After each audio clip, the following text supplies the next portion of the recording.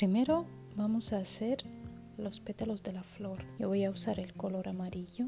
En el inicio del trabajo dejamos una hebra bastante larga porque la vamos a necesitar después. Y hacemos el anillo mágico.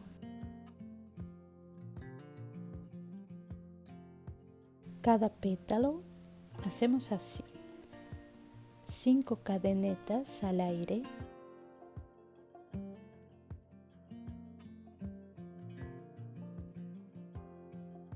y luego un punto enano en el anillo mágico.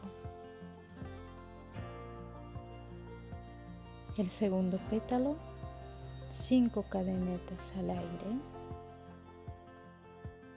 un punto enano en el anillo mágico.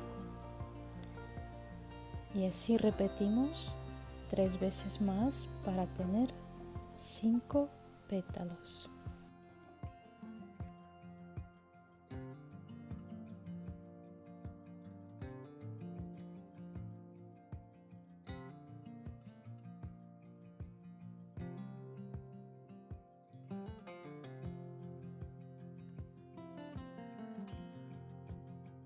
Ya tenemos todos los pétalos. Cerramos el anillo mágico tirando del extremo.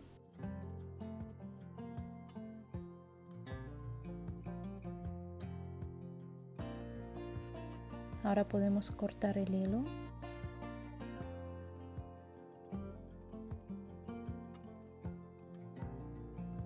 Tira la hebra para ajustar el último punto. Introduce el ganchillo en el centro y pasa este hilo por el centro hacia abajo. Estira los dos extremos para ajustarlo un poco más. Ya está lista la flor, sus pétalos, y en el próximo video vamos a tejer el tallo con las hojas. Nos vemos pronto.